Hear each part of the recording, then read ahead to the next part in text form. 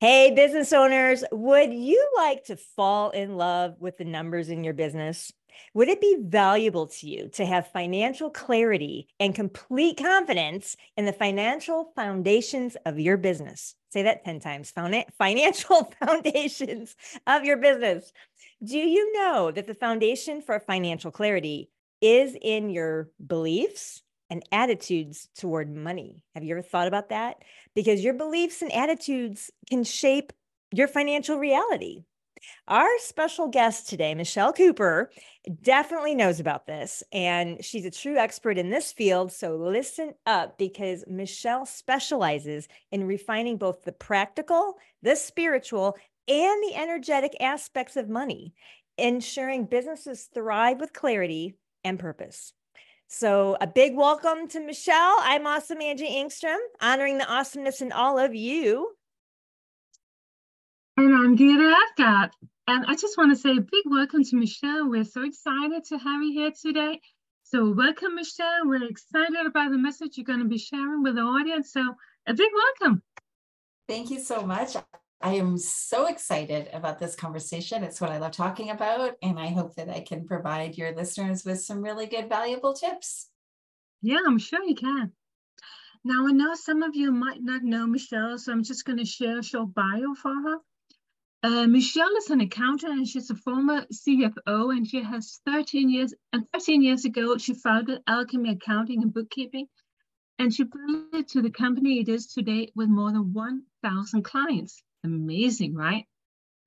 Okay, Michelle describes herself as a no-nonsense money strategist, powerhouse entrepreneur, and speaker. Sounds impressive. Right? And today, Michelle, she'll be sharing powerful insights and practical tips on how you can transform your money mindset, overcome financial blocks, and just build a healthier and more abundant relationship with your finances. Although I also hope you'll be sharing something about your entrepreneurial journey, because our audience just loves that. So yeah, of course. Welcome, Absolutely. Michelle. Thank you so much. I'm super excited to talk to you guys. Yes. Welcome to the Momentum Makers podcast. So first of all, Michelle, in like 10 seconds, really quick, what is your business? So my main business, I have several, but my main business is Alchemy Accounting and Bookkeeping, and we provide financial record keeping for small business owners. And also, you know, our main goal is to help them transform their relationship with money. And part of that is making sure they have accurate, detailed financial records so that they can use that data to make important business decisions. I love that. That's awesome. Yeah. Can you tell us more about what inspired you to start a business around this topic? Well, I built my career in corporate finance, and then I had kids. I was living in Europe at the time, working for Citibank, and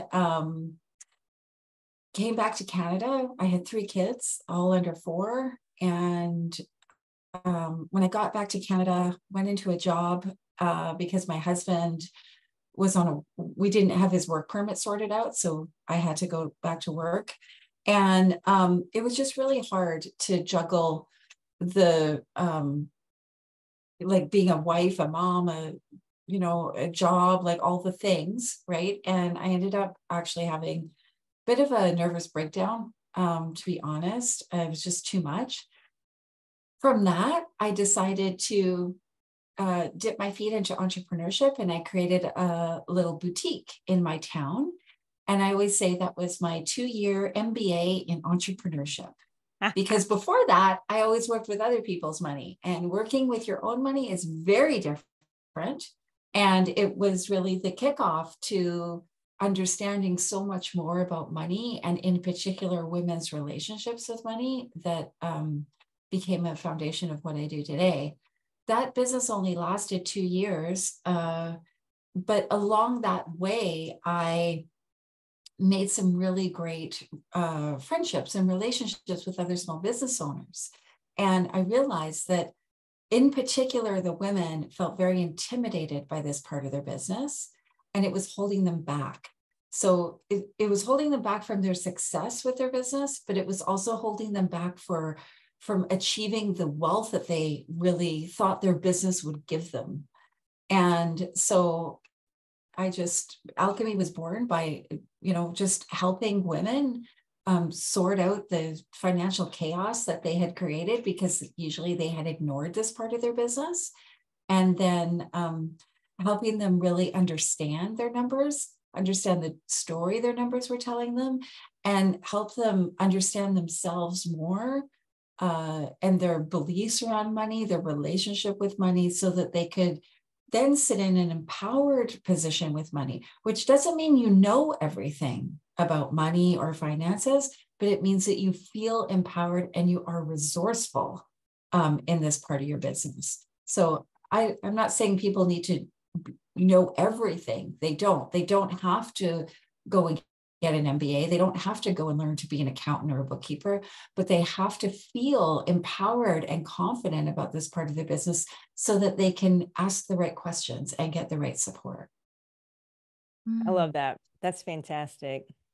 Yeah. Such a powerful message. Yeah. Yeah.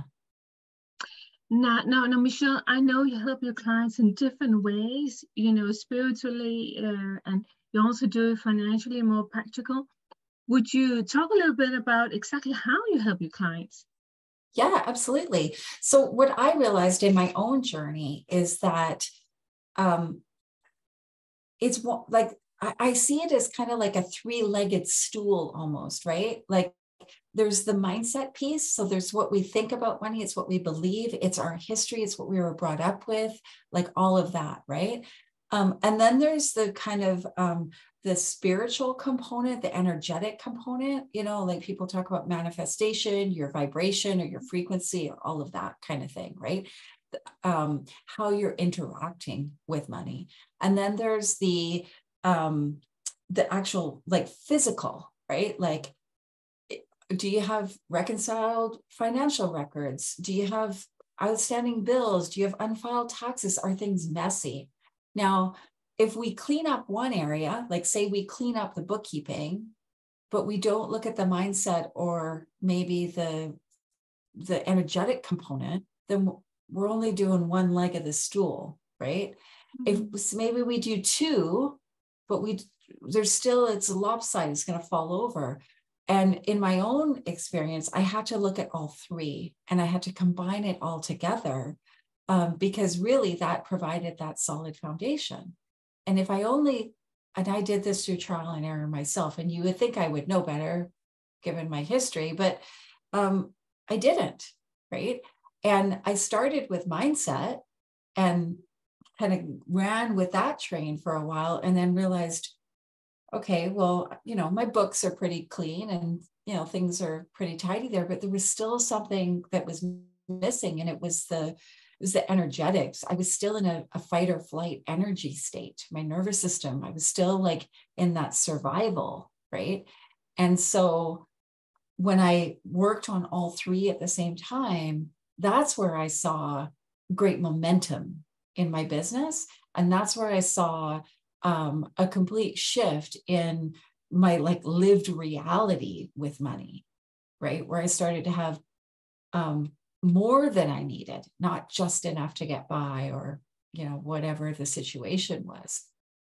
So I help clients, Alchemy delivers the physical piece, right? We'll tidy up their records, we'll get them caught up, we'll do all of that. We'll set them up with a good plan moving forward. What I do with clients personally is around understanding themselves, the energetics. So understanding if they're in a survival state, are they coming from a fight or flight state? Are they in a fear, lack, and scarcity? Or are they sitting in an empowered state? And how can they recognize when they go into that survival? Because it's just part of being a human being, right? Like we're going to go there. It's just how our brain works. So it's recognizing it and being able to move out of it sooner, right? And then, the whole piece of your mindset and understanding yourself is using tools to do that. So personally, I use human design and sacred money archetypes so that people can understand themselves better and then they can lean into their gifts and their strengths, and we can create strategies to handle the challenges that they face that are uniquely theirs because of their human design and their money archetypes. Wow, that's fantastic. So that's definitely your unique angle, is For that, sure. yeah, for sure. That's something I don't hear matched with bookkeeping services. Yeah, no, it's not. It's not. It's very unique. I love that. And that's part of entrepreneurship, is what's your unique edge? You've got it. Oh, that's awesome. I love to hear that. Yeah, and it makes things easier, right? Like when we know ourselves, we can lean into what's easy for us, right? But if we have a belief that it's hard, or I have to work hard, or whatever it is, then we're not going to do that, right? We're going to choose that hard path, right? And so understanding yourself, and we can use tools like human design and money archetypes, is kind of like the fast track. It's like the bullet train. It's like going around a whole bunch of stuff, right? That can take a long time to work through. Now, it doesn't mean you're like bypassing it. Like if there's things to heal, I'm all for people doing that. But to me, my greatest growth and the fastest leap was understanding myself. That makes a lot of sense. So you help them understand themselves from the mindset piece and the energetic piece, which is very unique. I love that. Absolutely love that. Go ahead, Giddy. Yeah, I was just curious, Michelle. Do you package all of this into one coaching program, including the accountant bit, or how? Well, that how would do you be do nice. That would be nice. Over the years, I've done different things, right? Like any entrepreneur, I've jump in and test things out. I've had group programs, I've had one-on-one coaching programs. Right now in my life, I do this with one-on-one clients, or I'm about to kind of launch a little bit of a mastermind where people really lean into this. And it's not so much a coaching program. It's like, we are doing this together. We're all moving in the same direction, right?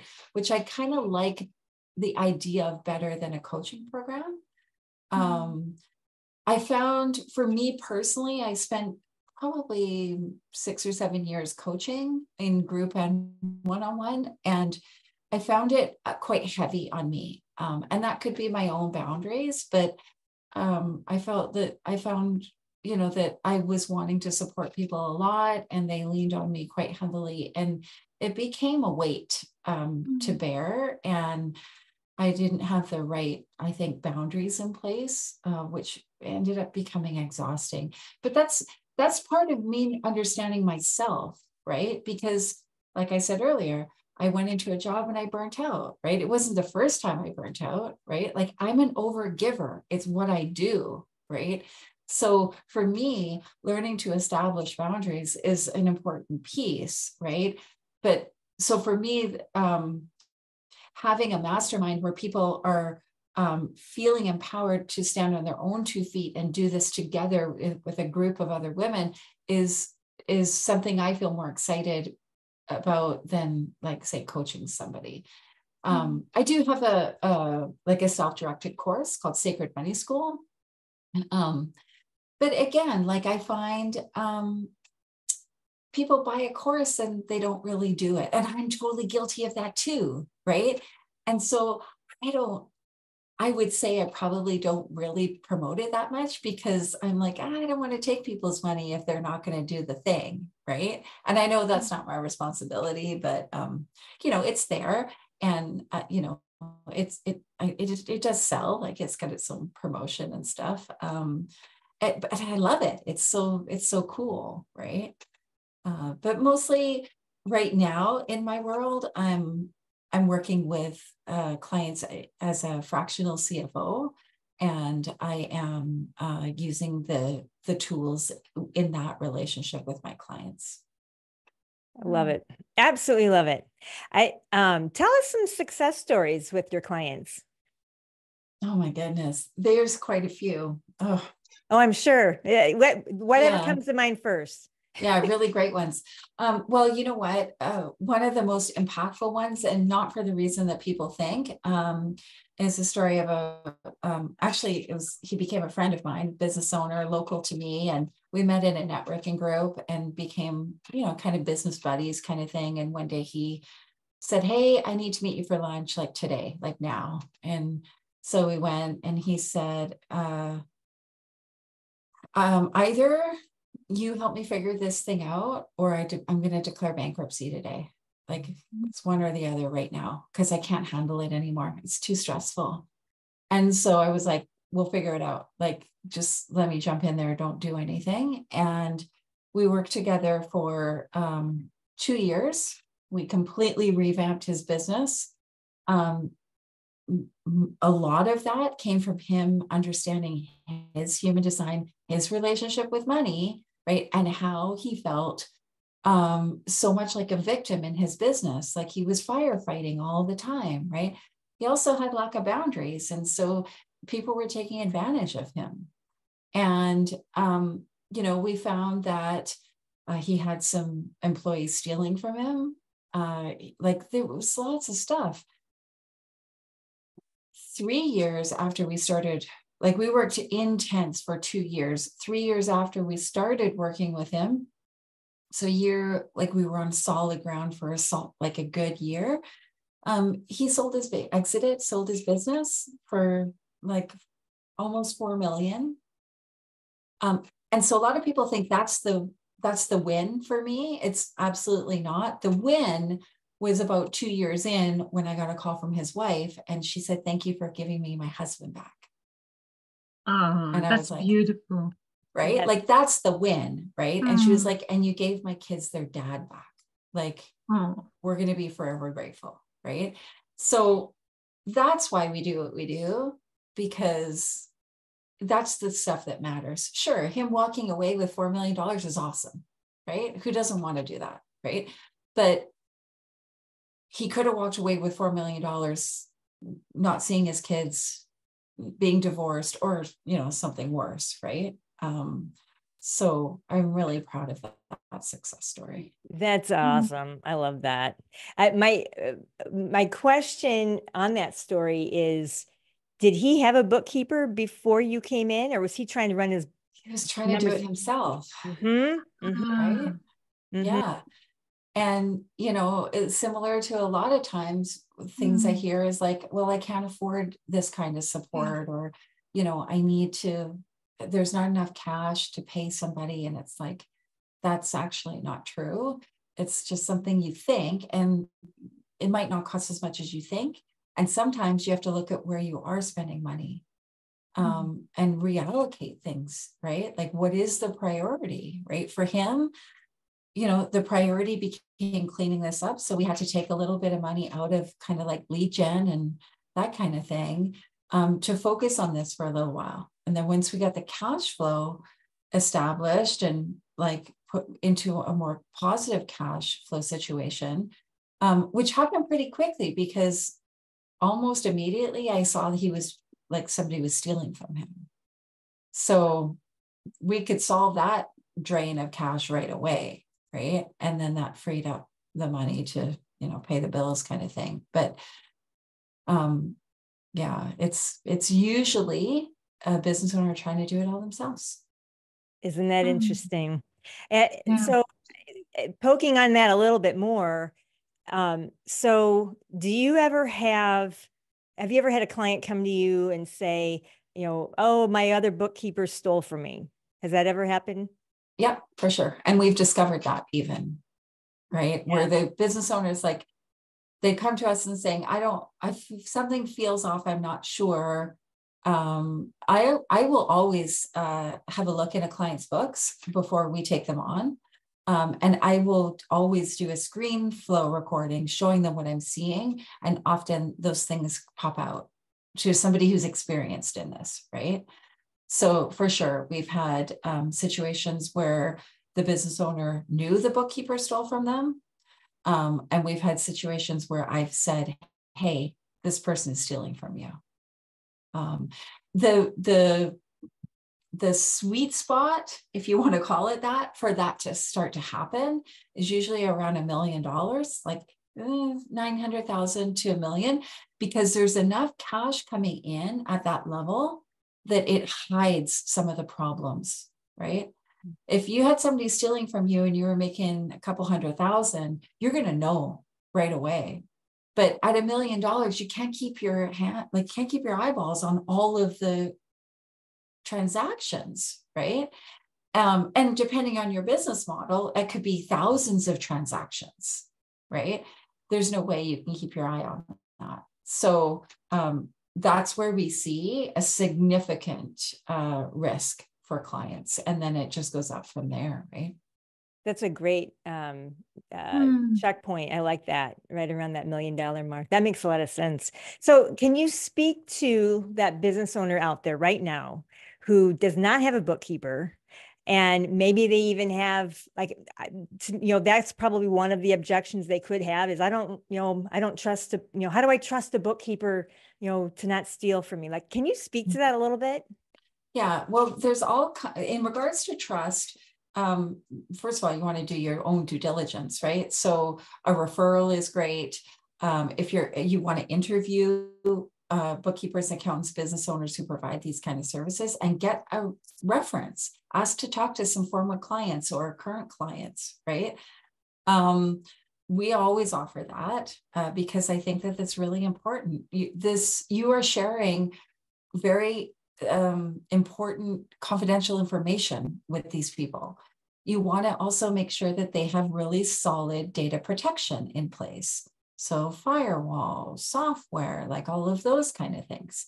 Now, in regards to specifically the trust aspect, we live in an amazing world where the technology enables you to share information confidentially and also set up access points so that people can only do certain things, like maybe just get your bank statement rather than be totally in your bank account, right? So there are ways around it, and you want to make sure that it's like you're working with an established company that has these things in place. It's not like, Jane down the road who's working from her basement. Like, nothing wrong with that. Jane could be amazing, right? But your risk there is that, your confidential information is sitting around Jane's house and who knows who has access to it, right? Or Jane just ups and leaves and disappears and goes and lives somewhere else or whatever, right? Like, there's lots of things. So, I always say, like, do your homework. Like, work with an established firm. It doesn't have to be like a big 5 firm like PwC or something. But it has to be somebody who has security and they have quality control. So a key question to ask if you're interviewing a bookkeeper or an accountant is, do you have a quality control process? So we have a quality control manager. She is in our clients' books every single quarter. This makes sure that the bookkeeper is doing their job, the accountant's doing their job. There's nothing going sideways, right? And that's a really important piece because a lot of times there is no quality control in place. That was going to be my next question. So you answered it brilliantly. Thank you so much. Go ahead, Dee. Yeah. I was just going to say, these are some great points for entrepreneurs. So I hope you get your notebook out. Totally. I feel like I'm just downloading my brain. Like, what else can I give you guys? This has been brilliant. Oh my gosh, I love this. Yeah. Anything else, Giddy? Before we... we always ask our clients if they have any comments, if there's something they haven't said yet, they just go ahead. Yeah, well, I would just say, a lot of people think that going into their own business, creating their own business, going into entrepreneurship is their route to wealth. It can be, right? But it's important to know that your business isn't going to create wealth. It will create cash flow. and you can use that cash flow to create wealth in a variety of ways, right? And your business could be a long-term strategy to create wealth, meaning you could build it to exit, right? And, have some kind of payout at the end. But usually at the beginning, the first, I don't know, however many years, you've created a job for yourself. That doesn't necessarily create wealth, right? So you want to get clear on what your outcome is. What's that desired goal for your business? Get your finances in order, sort out your relationship with money, and then use the cash flow that your business is creating to create efficient tax strategy. And then that's where you start to create wealth for yourself personally. Brilliant. Yeah, it is. And I was just thinking about the success story you shared with us about your client. And he got wealth. Yeah, he got money, but he got even more wealth than that because he got wealth from his relationships. So I'm thinking that's sort of something you can get to by working with you. Oh, totally. Right. Like, I'm a firm believer that wealth is not money. Money is a tool, right? Wealth is our health. It's our relationships with people. It's the moments we live in our life, right? It's not the, what do they say? It's the moments that take your breath away, not how many breaths you take or whatever it is, right? Money is just a tool. It's not the end goal. And I think a lot of times people think, oh, if only I had so much, if only I had more money, right? And there's a lot of stories out there of people who've had more money and they've lost it, or it hasn't made them happy. It's actually been the detriment of their life. So it's not, more money isn't the answer to your problems. It can be a tool to achieve what you want to have, like what you want to experience, how you want to experience life. Amen. I love this. Yeah, I this think is it's beautiful. just brilliant that you package the three-legged stool in with your services. Yeah. I think that's absolutely brilliant. So Yeah, it's so unique, actually. Yeah, it's absolutely. unique and it's so necessary. It should go together. I love this. So thank you, Michelle, so much for being here. Oh, of course. Of course. I'm glad you like the three-legged stool analogy. I never know if that's going to come out like clear or not. So it's good to know that works. But you're talking to a couple heart-centered entrepreneurs here, so we get that totally. Yeah, because there are people out there that wouldn't see the value in. They don't get it, and that's okay. Totally. Yeah, and that's okay, right? Yeah, exactly. Yeah. I love it. So again, thanks, Michelle, for being here. What can listeners do next to stay connected with you?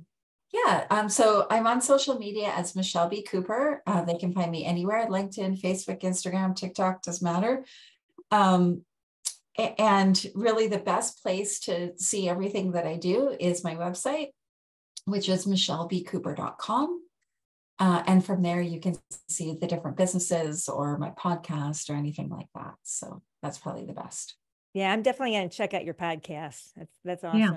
So I'm just going to repeat: Michelle with 2 L's, B Cooper with 2 O's. So yeah. Yeah, totally. And I love that it's the same across all platforms. Michelle, I know, right? Yeah, that's brilliant. That's great that you got that. I know. When that happened, I was like, oh, this is so good. Yes. All right. Wrap it up, Geety. Yeah. I'm just going to say once again, thank you for coming on our show today, Michelle. It's been such a pleasure. I think you've been drawing so much gold. So get out your notebooks and watch the and replay and see and watch the show once again. Thank you so much, Michelle. Awesome. Thank you for having me. I'm really appreciative of that. Thank you. All right. So Geety, go ahead and sign off, and then I'll go.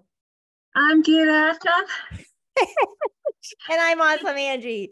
So thanks for listening to Momentum Makers podcast, and keep your momentum, keep moving forward, And if you happen to be a course creator or a business owner or an influencer and you're spending too much time selling one-on-one and you're ready to condense time and sell one to many, then open up a tab on your browser and go to elitevirtualstages.com/report and learn how you can turn your expertise into a 6 or 7 figure day. Oh yeah, that's what I said. Using transformational virtual masterclasses. Keep your momentum, everybody. Bye.